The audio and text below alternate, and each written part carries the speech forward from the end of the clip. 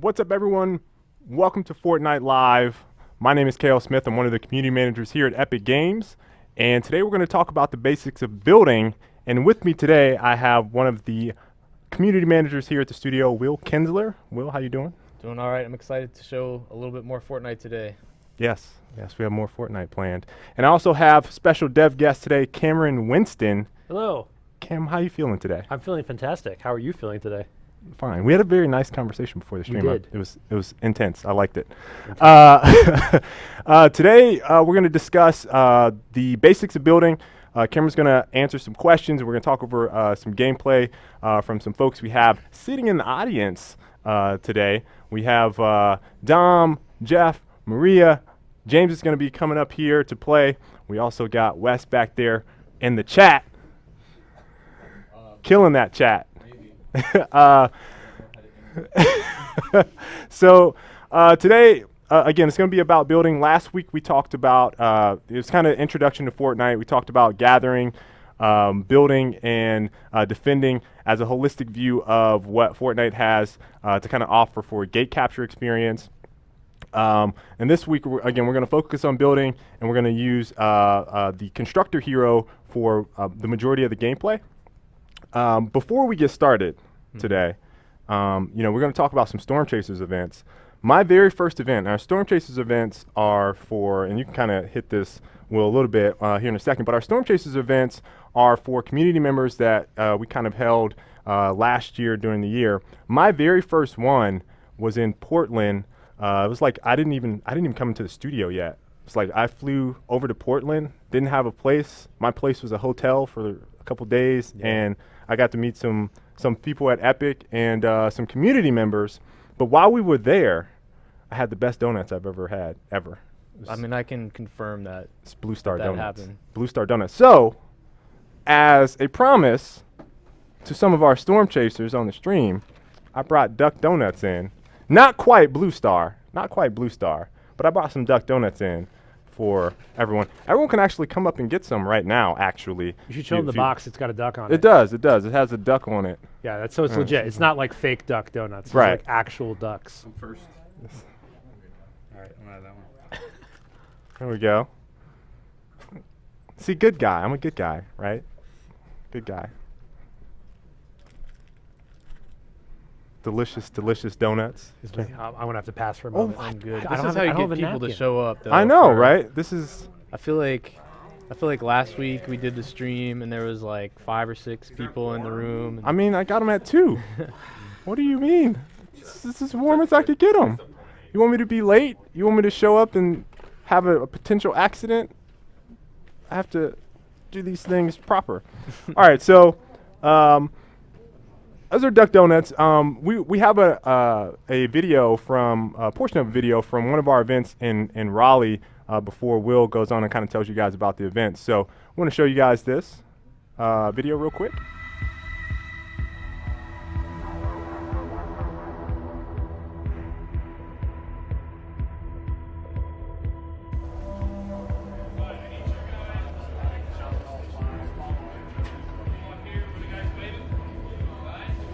Fortnite is one of the best experiences when you just want a bunch of friends, you want to hang out, build stuff, and then taking on enemies that you don't see coming.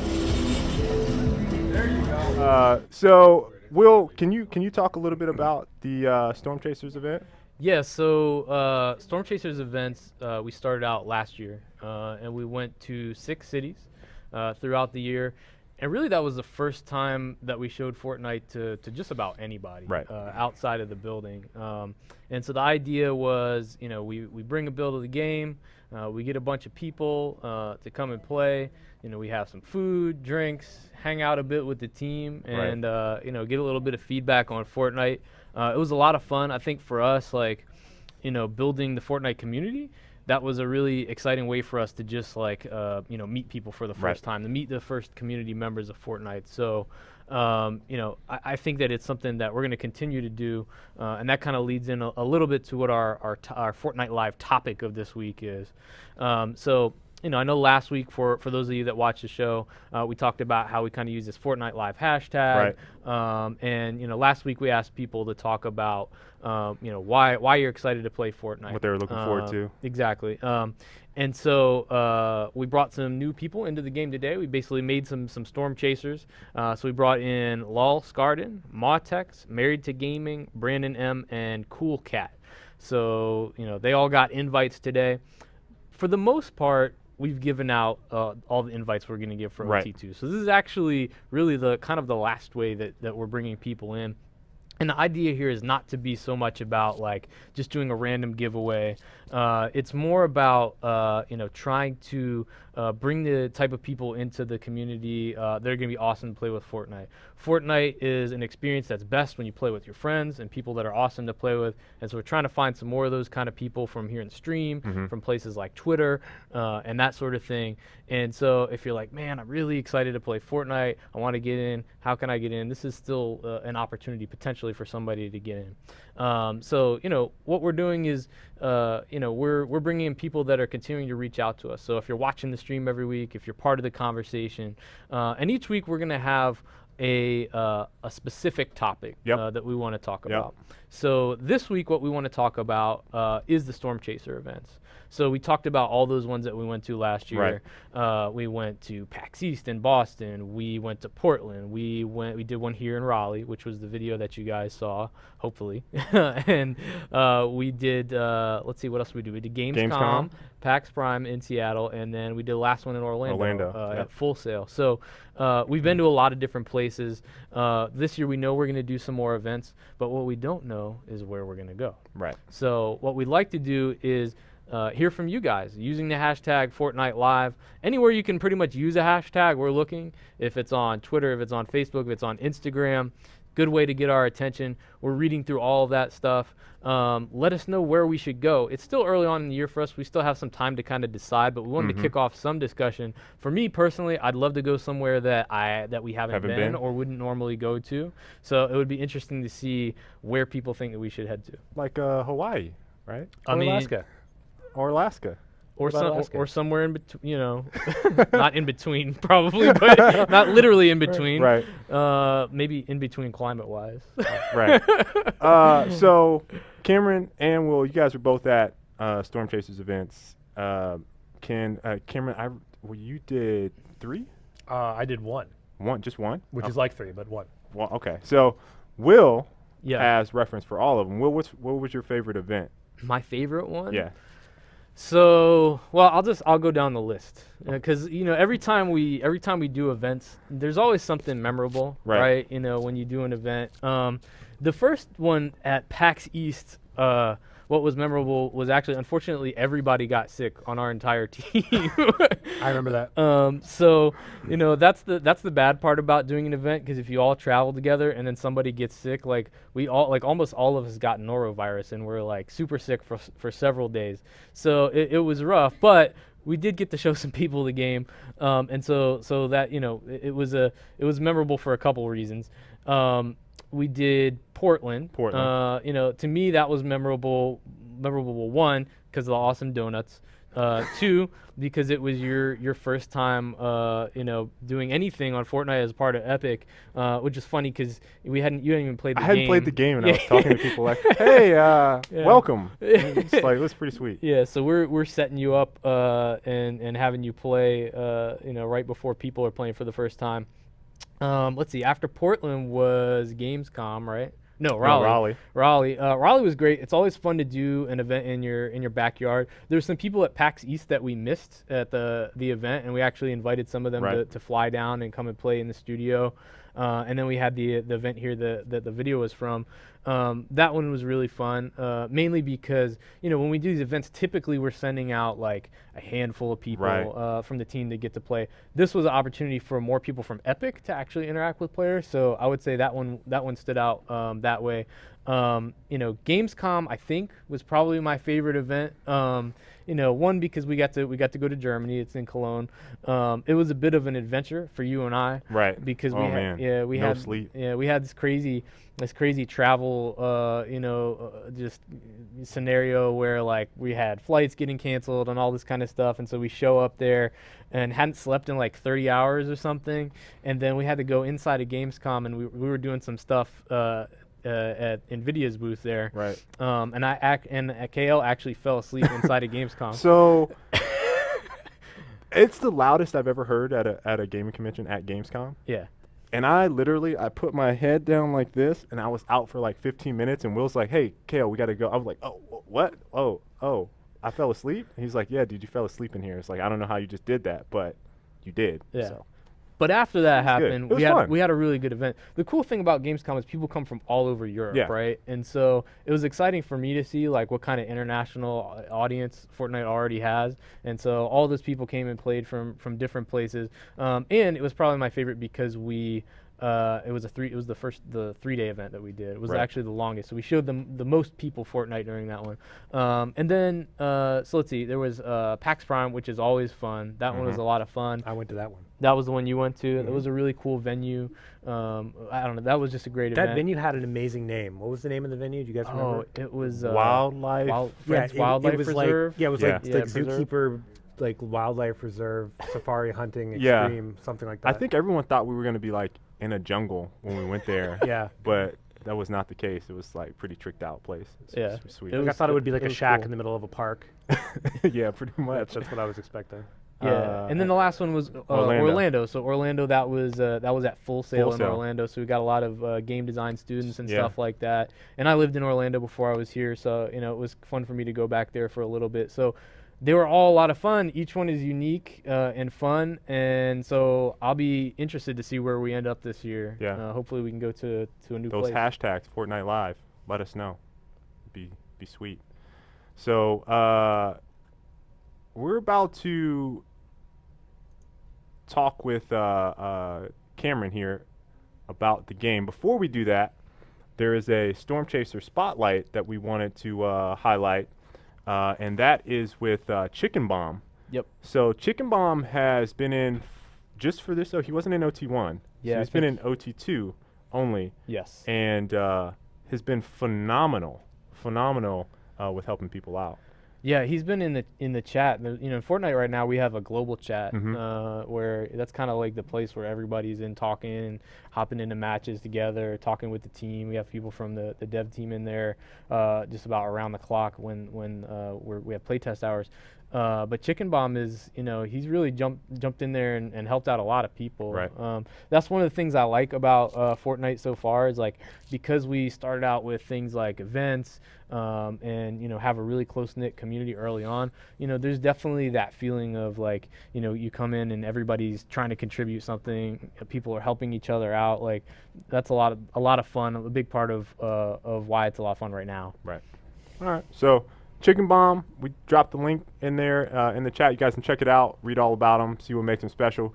We actually gave some codes away to him, and we will have a couple more community spotlights where you guys might be able to butter some people up. Get some codes. Yeah, potentially. he gave a handful of codes away yesterday on Reddit. Reddit. So we'll leave it up to whoever wins the spotlight on where they want to give Yeah. codes away. But if they don't have an awesome place to do that, we've got a couple places where we can do it. And there's a great Fortnite subreddit that was set up by some fans. I think some time ago. So, but there's a bunch of us from team that hop in there and chat and talk and stuff like that. And it's also one of the places where if we do give out codes, sometimes you find one there. All right. Well, thank you, Will, for sharing all this information. We're going to get James on. I'm going to talk to Cameron about building. Yep. Speaking of sharing information, what a segue. So, Cameron, we talked a little bit about the Storm Chasers event, Yes. and you said you went to PAX. What was your favorite moment there? My favorite moment. I'm trying to think. Like you were talking about the gameplay or the whole experience? The whole or- experience was like seeing people play the game first time? It was so there was a time after the gameplay when we would go upstairs to the wildlife preserves, like upstairs area, and we got to sit down with the fans and like actually kind of be like, hey, what was your favorite point? What did you like? What did you not like? And let's talk about the potential of the game and such like that. That was probably my favorite, because then you get to actually like, I don't play games and I love this game, or I do play games and I love this game, Right. or this game would be great if it had bears in it, and be like, of course I love bears, like let's put bears in, like that. Those kind of interactions I think were really fun for me. That's good. That's good. Well, that's a nice experience. All right, so we're gonna hit you with. I still need this. Uh-oh. Before I transition over to you, I gotta alt tab out over here so I can scroll down. All right, so we're about to get into building, and Cameron got quite a few questions for you. Okay. All right, so and these are all related to building for those that might be curious. So can you kind of talk about what were some of the team's main goals when designing the building system within the game? Yeah, so obviously, we want the primary goal is we wanted it to exist, right? I mean, no one's really done anything like this before, so like approaching this is like, wouldn't it be cool if you could just like build stuff in the game, and also making it really accessible to people. So like it's one of the core design philosophies that we have with it is that like you should really kind of grok how to build pretty fast. Like you should be able to throw up some walls, put in some doors, do your balconies, all that kind of stuff pretty fast. And we also want it to be an outlet for player creativity. So we don't want it to be like, oh, well, this is like the only way you can build. Like we want it to be like, there are many ways you can build and put things together. So that was kind of like the goal. I think that the two main pillars are accessibility and creativity of expression are the two major things we're going for. Would you say that resource allocation right now, based on the current, the gate capture experience, does that really influence how much people can build or the different building aspects of the game? Yeah, I mean, obviously we intend that's like the whole core of the game, right? It's like, okay, how much metal do I have? Right. Is this like I don't know, this the sponge-worthy episode of Seinfeld? Like, is this gate capture metal worthy, right? Right. Like, is this should I upgrade my walls to level 3? Like, do I want to actually spend my traps here? Like, that's kind of all the little choice points that kind of makes it cool. So it's like you have to decide where to spend your resources, how to allocate them, and then sometimes you're gonna really like over allocate. Be like, wow, I really didn't need level 3 metal walls and a giant like wall of traps to defend the space. And sometimes it's gonna be like, wow, I really should have built a level 3 wall. So that's kind of where the player's agency comes in. Okay. And I know I think we get this question quite a bit in OT, especially when we have someone like Mono Warlord who builds these extravagant forts. And we kind of showed off some of those on the website before. But are there any like current limitations, either through resources or otherwise, for building within a map? So obviously, yeah, the gimme is any resources you bring in plus everything on the map is the resource limitation, right? Like you can't really have anything more than that. As far as technical limitations, I know they exist. I'm not entirely sure what they are, but I do know that like you can't build up forever. You certainly can't build out forever. Eventually you're gonna hit a point where it's gonna get weird, and I'm not entirely sure what's gonna happen. So that's always an exciting thing. Right. But there's definitely a limit to how far you could build out. Okay. All right. And then you mentioned simplicity earlier. As being accessible. Would you say that was one of the biggest factors when the team got together and were like, hey, how can we get this to work and people love it? Well, I mean, yeah, like to kind of go back to the original point, like the whole idea is that like if we make this super cool building system that you can like use to build this gigantic fort, but then nobody can understand it, then nobody builds a really big fort and you don't actually get that experience. So the idea is that, yeah, like if you put together smaller pieces that are just intuitively obvious to players and then allow them to combine those pieces into cool things, then not only do you get the ability for players to express their creative agency, but you also get the ability that like more players could do it. Like if you going back to the Storm Chasers event, there were like 8-year-old kids, 9-year-old kids come in to play Fortnite. They were making cool forts. Right. And that's like the ultimate win there. Like you're like, we did it. Like holy moly, you can you can get like a bunch of kids playing your game and putting together stuff like that. That was really awesome kind of to see in practice. Right. So I'm gonna let James take over here so we can kind of talk more about building rather than us just actually seeing some of this in action. So I'm gonna pass this. Actually, it might be a little bit more space if we just flip swap this. podiums. All right. You get to use KL's podium. right? Yeah. Man, That's this is like awesome. You've increased. Well, this is 3 at levels this of is at Will's legitimacy. height, so this kind of just rests on my knees right now. So I like raise this up a little bit. I think that was a short joke. It was not a short joke, but it was.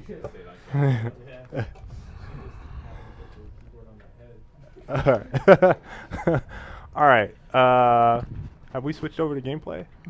Yes. Okay. All right. Sweet. So right now we're taking a look at the sort of the tech tree, and we mentioned this would be constructor gameplay.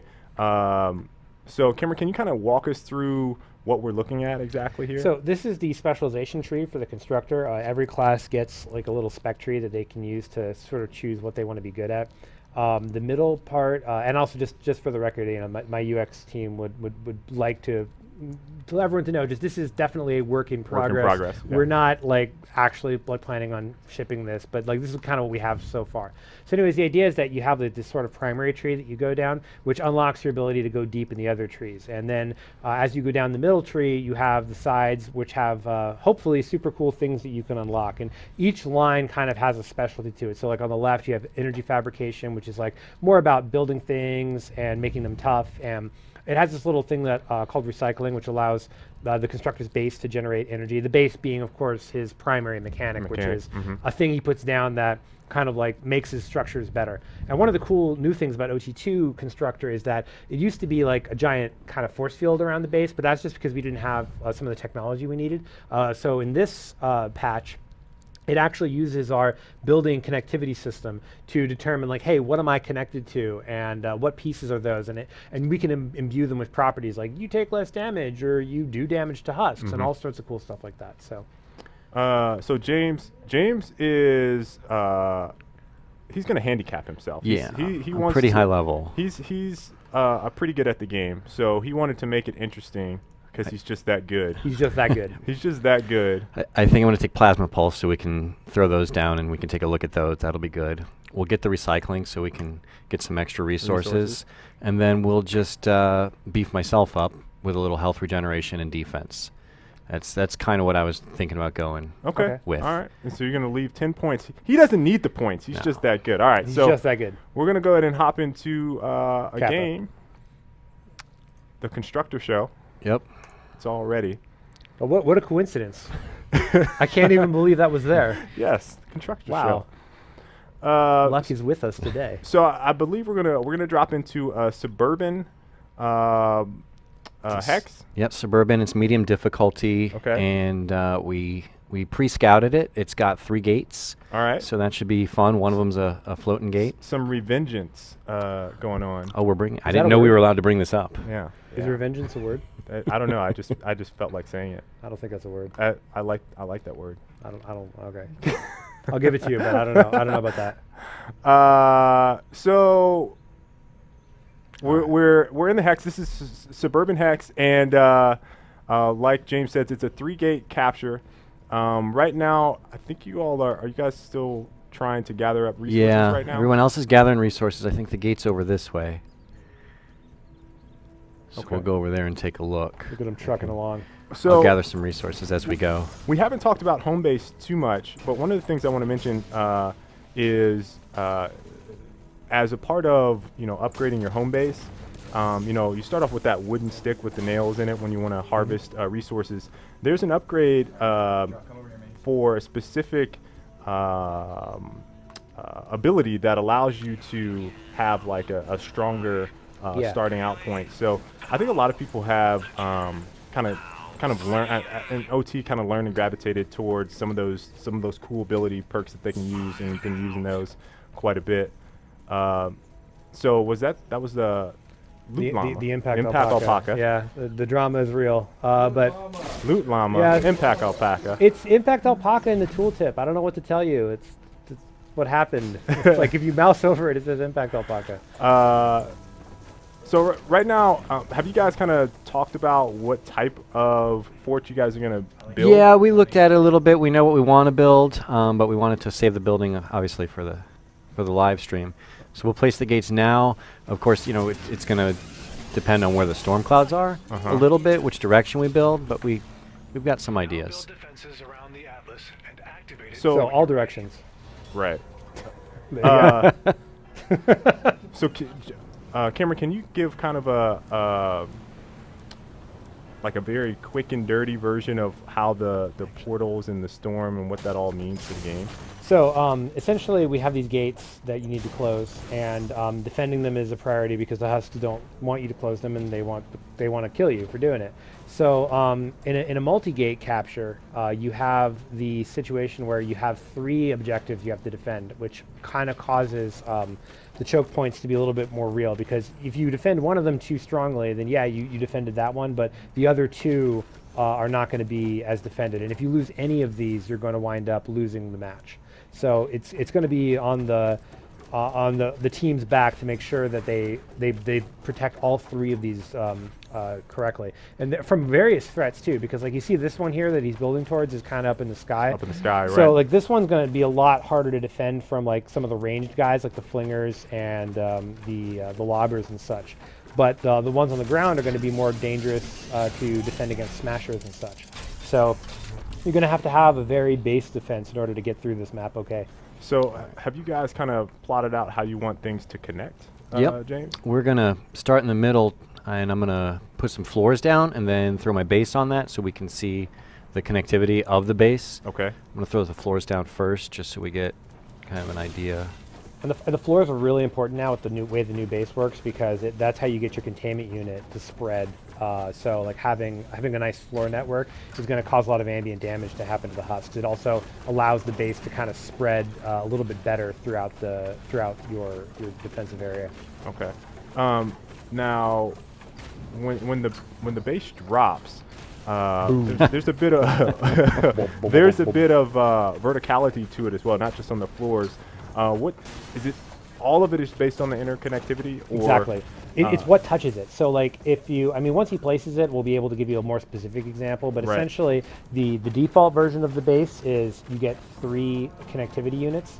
As you specialize down the tree more, it upgrades to 5, and if you go down the second tree, the territorial tree, you can even upgrade that to 7. So essentially, like if you imagine it like a giant sort of tic-tac-toe grid, and every connecting piece is one sort of step, that's how many steps out you go. So like if he puts it there, let's say, now he's going to put it down, he does the thing, and he does that thing, and then he does this thing, and then boom. Now we look at that connectivity. So so now if you see to the left there, it's going across all there, but then it's connecting to that stairs. It's going up. So but it only goes up those 2 units because it takes, if you count, see it's 1, 2, 3, 4, 5, and then we're done. So that's as far as he goes. He would need to go down territorial to get a bigger base. Okay. Understood. But if you build some floors over there, those should still be connected. And as soon as you put it down, you can see there that it's going to be connected to that. Throw this out here. Yeah, you gotta clean the area. Yeah. Where are we at? Now, if he destroys that piece right there, you can see here just he's going to destroy this piece. It's going to disconnect that piece. But then if you place it down again, it'll instantly be like, oh no, I'm connected again, and now we're good to go. And having this large floor network is important for traps. It's also important because it's creating that containment unit, which is going to damage husks as they come into this area. Right. So some of the husks, like the propane husk, for example, they specifically throw down propane and they'll blow things up. So I kind of see why it's like so important. It's like you have to be very conscious of where some of these things are in order to make sure that they're still connected, so you keep that all of the properties of the base within the base. And towards late game, the base will regenerate your structures that are connected. I mean, it's not enough. Like, I mean, if your stuff's under attack, you're not going to like out regen it with the base passive regen. But it's enough that like if you take just a little bit of damage, you know, it'll kind of maintain itself, connect itself, take care of that. Right. So throughout this, you've been kind of doing some minor editing through. Yeah, made some doors to get through. We're going to build some low walls up here because what we don't want to happen is with our base right here not being super or being a little bit exposed. I don't want guys to just husks to just like fall off and jump onto here and start hitting stuff. So we're going to try to deter them and funnel them a little bit with some walls. But let me go back over here and build the actual. With some, would you say, creative construction? With extremely creative construction. Creative construction. That's what I thought you were going to say. So there's some editing right there. That's a low. You're going for a low wall? Yeah, I'm going to go a little low wall. Little fence. And we're just going to build it across. And what you guys are watching is him editing very quickly between multiple types of materials. So for a split second there, you had wood, and then you changed to stone in an instant, and now you're building stone And then walls. I can build metal over here if I want. I've got a little bit of metal. So that goes back to like our pillar, right? Like we want it to be super accessible. Like it should be very easy for you to figure out how to build, and we want you to spend all your time thinking about what to build and in what kind of configuration you want to build it. That's more fun than like going, how do I shot web? Right. One of the things I'm very curious about, and I'm sure other folks are, is that the grid is, I think it's a nine piece grid for the editing each tiles. How did you guys, like, what was the decision making for? It was just like, this makes sense and this is the easiest. So that actually predates me. I'm going to give a shout out to my good friend and comrade William T. Bramer Esquire III, who would probably be the best person to ask that question to. But as far as the the decision making behind the 9 grid, but like he's kind of like the grand poppy architect of all this kind of stuff. So. I'm sure he had good reasons for it, and ultimately, I mean, whatever his reasons were, I think they were correct because it really kind of sells, you can even, like, when I first started working here and they were like, oh, you need to play the game, it was like you instantly get it. Like, even with nobody telling you, like, oh, I can just, the only thing you really need to know is like, hey, I need to hit G, and then once you're in G town, you're in business. The business of building, the business of creative construction. Do you guys have any more wood? I need to place a little path down here for these guys to come down so we can lay traps and stuff. Hey! That would be great. Thank you. Oh, wow. Look what they've done up there. Oh, I see there's a sky bridge up there up top. Don't you have recycling? Shouldn't you check your base? Oh, I've been checking periodically. Yeah, look, you can see right there. You got some stuff going on. Some metal. Some look at that. Thank you, sir. Now there's several ways. I think we kind of get this question on and off during OT. Is can you trade with folks some resources within the game if you're low on resources? That was a good example there. So you had was that Jeff that came over and dropped off some wood for you. You can do it that way, and he can also drag and drop it into your name, and it'll actually show up as like a little present icon within the UI. So can I just call out something over here? If you go to your little bit your left, James, why don't you do the F2, the good old F2 trick up there? If you go underneath, someone's done it already. Someone's already done it. Man, the floor over the roof. But what we have is, you could do another one though next to it just to showcase how cool that is. So one of the things that people don't realize, you can actually build these. I call these F2 roofs or roofs. I'm not sure which, and then you can F4 from underneath it, which gives you some added, just put that right on top.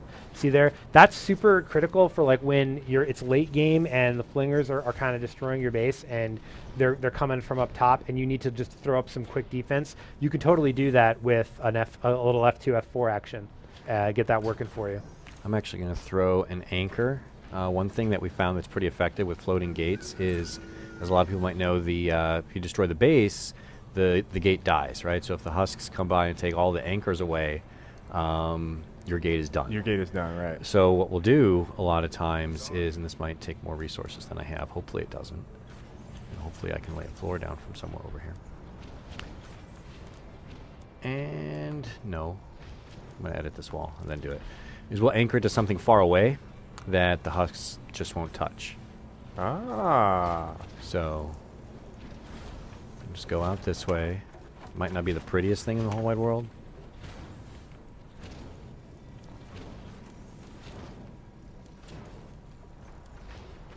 You got cool looking stairs.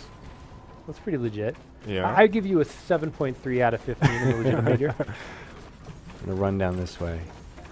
So you're going to connect it to the this building house. over here? Okay. That Absolutely. tree's totally in the way. Yeah, we're gonna have to hit this guy. You're going to have to hit the tree. Turn away, Greenpeace. All right, here we go. And we're connected. So now, not only do they have to take down all those other ramps, but they'd have to take down this whole house, which is far away, and they probably won't go for it. Right. Oh, that makes sense. That's some next level strategy right there, for sure. So have you guys plotted out who's defending what? No, we haven't, because we didn't know where everything was going to come from. Okay. At this point, though, I think we're pretty built up, minus quick kill corridor down the south side. You got to make sure you double up wherever Dom is. As long as he can actually stay in the game, we'll be okay. Is Dom the weak link? I don't think that's fair. I think Dom is. I don't know if that's the case. Yeah, I think Dom is a baller. Dude, is he a baller? I think so. I'm not sure about that, dude. You know how I seriously I take the use of the term baller. Yes, I feel it's fair. All right. All right. So I think are we about ready for this? Why don't you put some traps down? I'm going to. The people demand traps. Cameron, thank you so much For what? for reminding me to do traps. Traps. Yeah. Well, the people demanded it. Oh. It wasn't me. It was So the people. I kind of see how you guys have had like. Are you attempting to kind of funnel there with like the, or Yeah. is it for easy access? Well, it's both, right? I mean, we want them to go where we want them to go, so we want to funnel them, but we don't want to have to run around a ton so that we don't get to defensible areas quickly.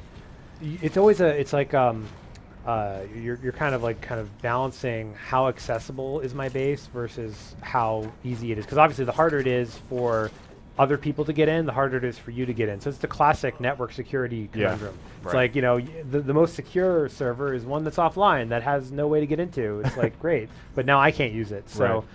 you do have to be able to get around to the base, because at some point somebody over there is going to scream, "Oh my God, there's a dude and he's messing up my thing," and then you need to get over here, and then you won't be able to because you made the base too impenetrable. So one of the things that we haven't seen just yet is some upgrades. So the Constructor can upgrade, fortify a lot of these walls to level 3, Yeah. which is the only hero that can actually do that. The other heroes can upgrade to level 2. So Pick something quick I first. would pick something that will upgrade relatively quickly. So this wood right here is level 1. We can upgrade it to level 2, make it stronger,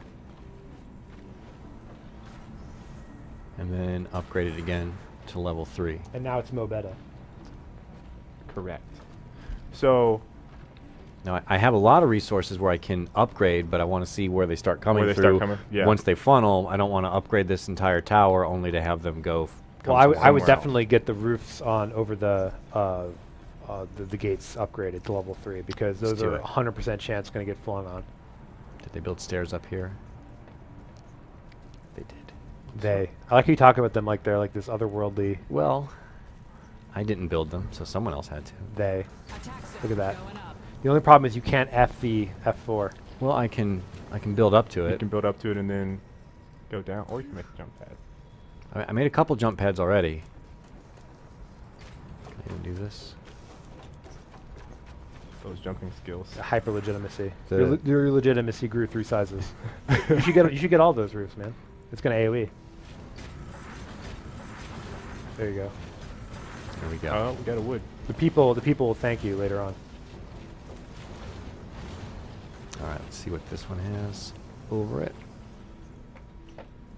So I'm really liking how you guys are thinking about this base. Very interconnected.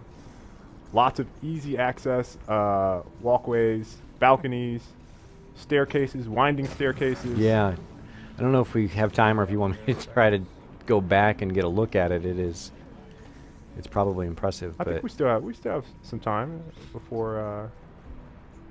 It looks like some resources were dropped out there. yeah, they were harvesting for a bit before I got in here. Look at all that wood. So we're taking a look. Let's take a Are look. you gonna get? Yeah, I'm gonna go back up on that house. Oh but yeah, you get a nice view.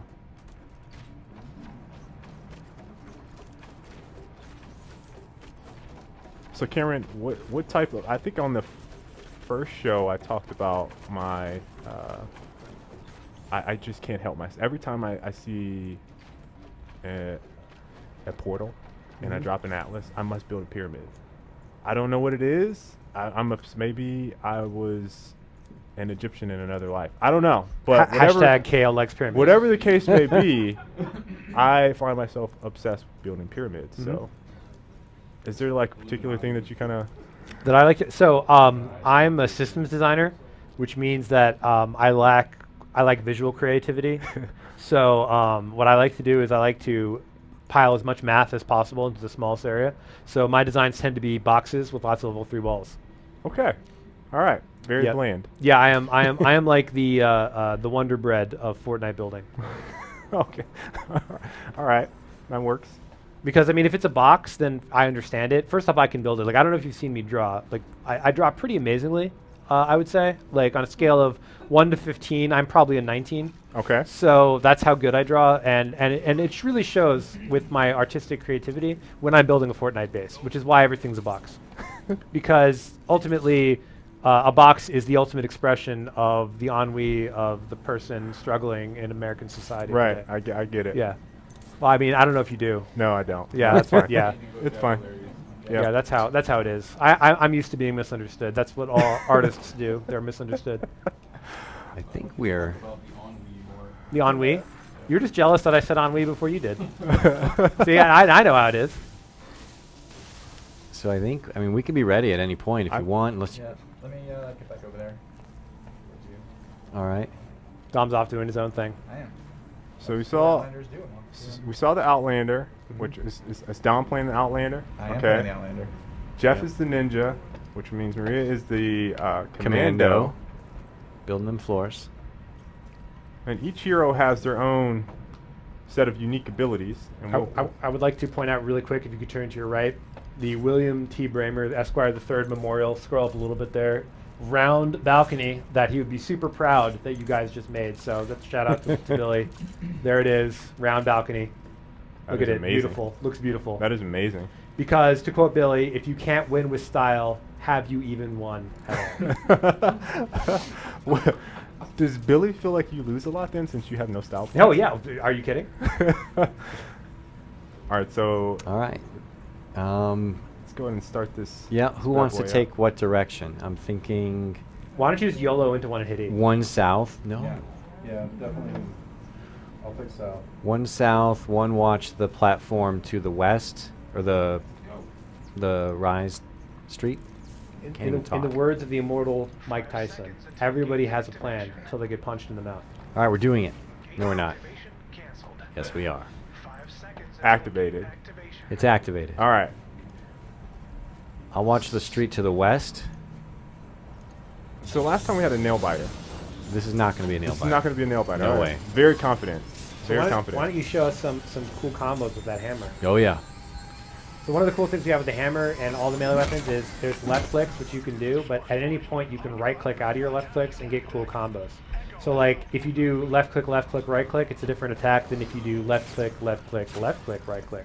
Yep. And some of them drain your stamina, so So left click, right click. yeah, that's a big hit. But like Yeah. if he does 3 hits and then a right click, he's gonna spin. 1, 2, 3. No, that's the overhead.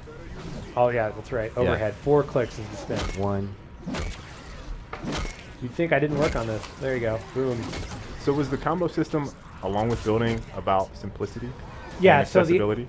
yeah, grokkable. Like, so we the goal with it was like the original version of Melee was you hold left click and it's like that's what you do. And it was like people were saying, hey, this isn't as exciting as it could be. So we wanted to kind of get the concept of, hey, what if there was like a way for people to kind of jazz it up a little bit, do cooler stuff. So animators did a heck of a job with the with a lot of these combo ideas and executions on them.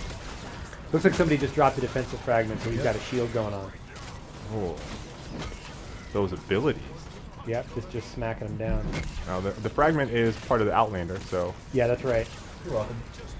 Yeah, Dom Dom thanks you. coming in, flexing those muscles, showing off those skills. He wants you to raise. He wants you to take back what you said. Take back what I said Yeah. about his scrubbiness. I don't know if I could do that. You're asking a lot of me, Kale. I think it's possible. Are you okay over there, Dom? It's a lot of dudes. I'm fine. Okay. Just checking. I'm carrying the team. Dom's back is Oh. broad. Yeah. Did you see that? Yep, Spiked him from I my did. Well, it looks like you guys have held off this first 2 minutes of this wave. Yep. Now we have 8 minutes total to defend the Atlas before it closes. You guys still haven't gotten halfway there. There was a close call on that one wall where they almost broke through, and that would have done some damage Yeah. to the gate. But you came over there and threw down the plasma poles and took them out rather quickly. Yeah, next time there's a big conglomerate, we'll call that out again. The plasma pulse is kind of like The Constructor is kind of slow because he loves to eat hoagies and just doesn't really like to exercise. And as a result of this, he can't get around too much. So to compensate, he's got some good area denial abilities, which kind of allow him to control space, because that's kind of really what his whole concept's about, is about building things and controlling space. So he throws it down right where he's at, and then it kind of explodes in that area. And it's really effective at kind of controlling groups of enemies, but not super effective on the offense. Like if you're trying to like come out here, see like, There it is. like he'll drop it, see it's cool, it's blowing them up, but now it's like he used it and there's nothing else going on. One of the skill trees of the Constructor actually kind of lets him get a shield when he uses that as well, which is super cool. Some great art by the wonderful Tim Smooth Lurk Elf. A little shout out there, Smooth Lurk. Oh, so Atlas A is taking a little bit of damage right now. What? Yeah. That's your responsibility.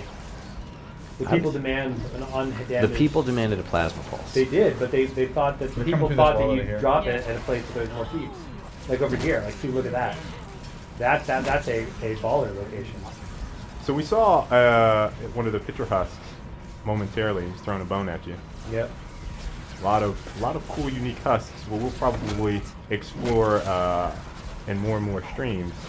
So make sure you tune in so you get to see all of them. I see you got the supply drop. Are you thinking about dropping it? I wasn't, but we could see it. Can we just see it? Yeah. Drop it. Here it comes. There it came. And now supplies. Keep your supplies. So this is like a case of emergency. Things are getting hot and sweaty, and you wanna call in the easy resources. You call in that supply drop, so you don't have to go outside of the base too far. You could get some floors there. That'd probably do the work. Yeah.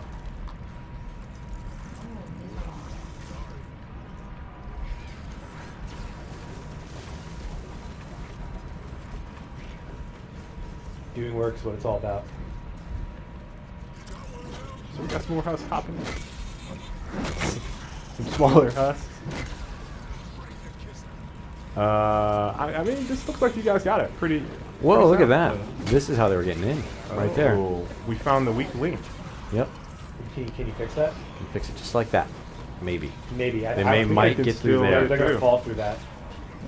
You edit that into a Yep. full floor. This guy's gonna go. I think it's this one needs to get edited. I have to repair it first, of course. There we go. There you go. Solidified. Now you're cooking with gas. That's always. I didn't understand how they could have got past these spike traps. You were very confident in the spike trap. I The was. husks, They the have- husks had a different plan. Put some wall traps up there too. You build a wall there and then it's going to go on. You can actually put it right on. You don't Ooh. need to. Well, See- this one you'll have to do because it has windows. So that wall trap, it also has a little bit of knockback, if I'm not mistaken. Yep. So that Would then Might drop them onto the possibly. spikes. Right. So that's a good setup. That's thinking about your traps. I would back the gravy train up though because it's kind of Yeah. jacked up right now. they're getting over by A. Why don't you use a recovery item? Conveniently bound to your T key. Yep. Get a little that. health. Now we're probably going to delve into crafting here in the future, but I know you're out of your health, but you could, if you wanted to, go into your crafting and make another health potion or pot, Yep. bandage. Crafting during combat is definitely something that we're working to improve the They're invading. user experience of.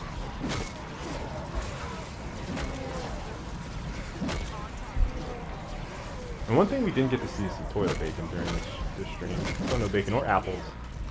Oh, someone got hit by It was it. more about building Yeah. than it was about exploring. It was. But just rest assured, gentle viewers, there is bacon in toilets everywhere. We will get. Oh, we got a very awesome message on Facebook today about bacon. It's pretty sweet. Toilet bacon specifically. Yeah. Just as delicious.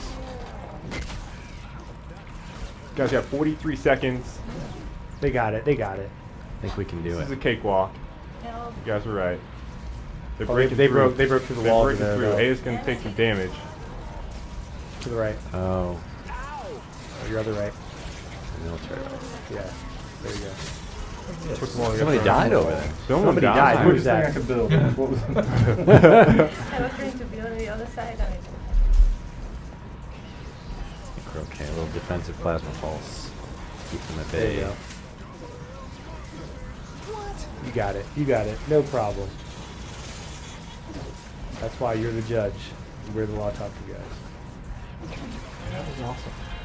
Yay! Awesome. Well done, team. Woo, well Nice done. Well done. Nice base. They had some style, Mm-hmm.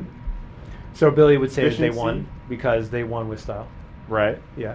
Are you in the same boat as Billy? Do you think style matters? Or is it all No. just all about efficiency? No. It's, So- it's all about winning. So, it's all about winning. See, what he says to me is if you don't win with style, have you really won at all? And my counter to that is, you're right, of course, Billy. It's all about seeing the best looking base over the you lose screen. So, it's take it with a grain of salt, right? Like, it's ultimately you want it to be as stylistic as you can get away with, but my point of view is you want to win, right? Right. So I'm a math stacker myself, but Okay. it takes all kinds. All right. All right. So I hope everyone enjoyed today's showcase of gameplay. We had a lot of building in there, a lot of information for you guys about building the Constructor. We saw some more of the Constructor. Before we wrap up the show, if you've not signed up for the alpha, make sure to do so over on Fortnite.com. Sign up there. And make sure you follow all of our social channels, including Twitch TV. Follow us over here on Twitch so you guys can catch us next week. I think we're going to talk about weapons next week. So we have a lot of weapons. We do. And more coming. Yes. So I think you guys will really enjoy next week the plan that we have for the show. So make sure you follow the channel. We hope you all enjoyed it. It was very fun today. Cameron, thank you so much. James, Thanks for you having did me. an awesome job. Thank you. You're a Handicapping baller. yourself. You earned your baller title. I think everyone has a baller title. In Yeah, here. I think it was a group effort. If everyone is a baller, then no one's a baller. Dom was the top of the scoreboard. He just wanted to point this out. It's not about your score, Dom. It's about the team. Mine's the highest though. There is no I in team, and there is a me, There's but me. there is no Dom in team. There's a Dom on the scoreboard, and his score's the highest. I'm telling you, man, it's all about the team. So- You got to get your mind in the game. We hope everybody enjoyed today's stream. Again, make sure to follow the channel so you guys can catch it. This will be up on YouTube in case you want to go back and watch anything. And until the next time, folks, we'll catch you all later. Bye. Bye.